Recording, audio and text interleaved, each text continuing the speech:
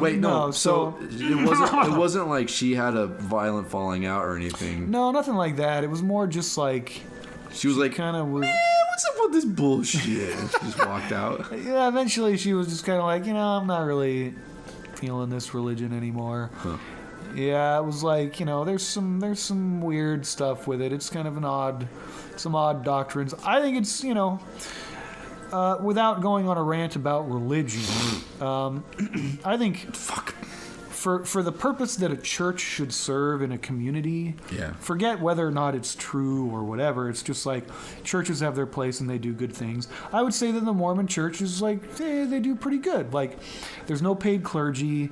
There's really no corruption within the church that you can point out of like stealing money or like an epidemic of molesting kids or anything. Like, so, and they give a lot of money to charity. And in that respect, it's really great. But there's this like need to believe it. Like, it's true, it must be true. And anyone who doesn't believe it is not going to, and that's where it's like, come on. Like, who cares? I wasn't Mormon or anything growing up, but I did go to this one church once where like I missed out on like not having sex and stuff. But like, you really did, dude. Like, feeling that pure, you'll never know what that feels like. I'll never know. Actually, I was a pretty well-behaved person growing up. Anyways, that's not the point of the story. Okay, go on. The point of the story is I remember being in like a Sunday school like home group, and it was like, dude, the Spirit of God's gonna talk to us, and I was like, oh, really? And so everybody was like in a circle, and it's like, let's all just close our eyes and wait for the Spirit, and He's gonna tell us we need to do something. And I was like, okay. And then it was quiet. It felt for like an eternity, but it must have been like maybe 5 minutes or so. Okay. And then, because apparently it was like a time of healing or something. And then some girl was like, well, I don't know if this is God, but like my leg was kind of feeling funny. And then like the leader was like, that's it. And it was like, and then he like encouraged us to all pounce her and like and touch her and like pray. What? Like, like put our hands on her shoulder and be like, on her shoulder. God, heal her leg. Oh. We need your healing powers on her leg. And I was like, man, I don't know about this. You're like opening your eyes, looking around, and like no one else is opening their eyes. Everyone else is like... And everyone's like waiting for God to be like, hey, the leg is healed. You need to pray for that lady's leg.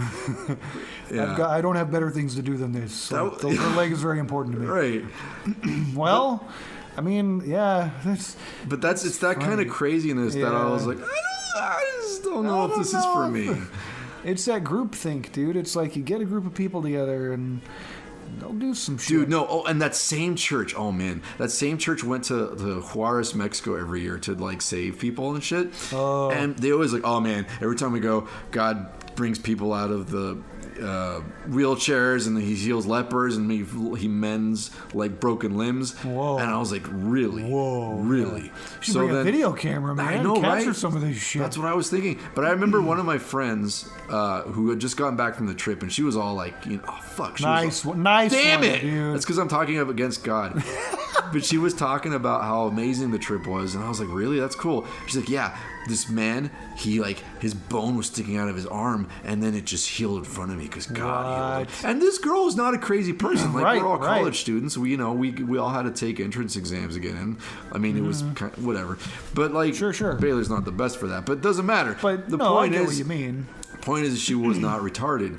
And I remember thinking, I'm really gonna like get down to the bottom of this. And I was like, so wait, so there was a person in front of you, and she was like, yeah, and then a person in front of you had an arm, and she's like, yeah, and I was like, that arm had a sore with a bone sticking out. She's like, yes, and you physically saw that thing retract and go back into the skin and disappear, and the skin was mended. And she was like, and she just stared at me. And that was it. And she didn't say anything else after that. And I was like, her. Fuck you. Fuck you. So you punched her in the face. And I punched her in the face naturally. Okay. Naturally. Okay. I thought that's where this was headed. Yeah, but I was like, all these people, it seems like this is the story. We're gonna stick to it, and everybody says the story. And I put her in a corner, and I was like, "You tell me. You answer every question I'm about to give you." And she couldn't. Wow, she couldn't do it. And I was like, "God, man, it's like." And that's. I'll be honest. I was not at the time trying to disprove religion. I really was like, you wanted to I want to know how this works. I want to know. I want to know. Can you show me? I want to know if God can heal a broken arm in Juarez, Mexico. And you know what? I don't think it was so much the case. Yeah. Damn it! I did the same thing again. Yeah, you did. No, I mean, look. I had a similar experience where it was like God healed your arm. Yeah, I don't want to hear it. The bone retracted. I don't want to hear it. Oh yeah, because that means you have to change your life. You have to change your life if you know. When you know the truth, it's like you got to change or you're going down. Okay, so no, I'm Mormon. I am still Mormon, right? I don't really practice the religion. Like I was saying, I think it's a good thing. There are good things that come of it. I don't think you need to believe that it's true to get the good things from it. So anyway, you turned into Bill Cosby for half a second. And you say what you go if you go out on the mission for 2 years. I went on a Mormons go on a mission. They call it a mission. You have to go for 2 years to some place that they designate, and you have to spend 2 years of your life annoying people about joining the church, right? So I went to Toronto. It was terrifying, Rod. Really? I was 19, never been away from home, and they're like, wow. Go live alone go live with another guy you don't know for 2 years. Well, in Toronto. I don't know much about Toronto, but it can't be as bad as going to Zimbabwe or something. Right. Well, actually, I would have. In the church, you want to go somewhere exotic. It's like if you get a mission call, if you're from Arizona and you get called to go to freaking Utah, it's like, damn it. I see. So Toronto was kind of in between. It was Canada, but it was out of the country. So I went to Toronto and knocked on doors for 2 years. But, I was around some other guys that were missionaries. Guys were lonely. And we got lonely. And no. Summer night. That's not where this was going. No. I mean, that happened, but no. Whoa, that was close, dude. Fuck. No, it was a similar thing where there was a guy, another missionary, who I have no reason to believe this dude is crazy. Really smart guy. I mean, he's like a surgeon now. Like, he's a really smart guy. And he told me that at one point in his missionary times, he cast a demon out of a woman. Okay. I know, right? It makes you laugh. Yeah.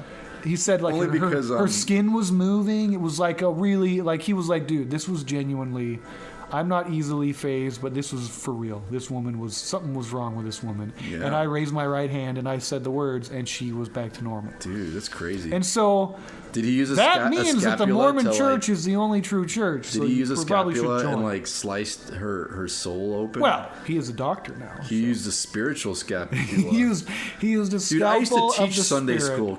Does that show? Because I just anyway, no, and so shut up. He's a surgeon now, then, eh? He is, so that means it's true. No, but I'm just saying, look. I do believe. You're saying that I believe in an afterlife. I believe in ghosts, I believe you can be possessed by a ghost. I don't believe in ghosts. I don't think that means that. I don't believe. I'm just saying Jesus is real, but I think that means ghosts. I think the point you're trying to make, and correct me. Okay. Correct me if I'm wrong. You're wrong. But you think, and I think too, that. Just because you're a pretty smart person with a decent IQ doesn't mean you're excluded from believing in crazy bullshit. Sure, absolutely. Yeah. But what he said was true. Yeah. I mean, it happened exactly the way I just said it. No. I'm with you. But I do believe in ghosts. That's why absolutely. Ghosts are dumb. Oh no, dude! You should listen to this. Do you ever listen to Radio Lab? It's like a podcast. Sometimes. It's actually pretty awesome. Dude. I like This American Life better though. What? Shut up. This American Life with it's Eric pretty good. Class. Yeah, I like This American Life. I like This American Life too. However, dude, Radio Lab. There's this one about this kid who has a story about communicating with ghosts. I don't know where the fuck to go. By the way, I don't either. But this is riveting.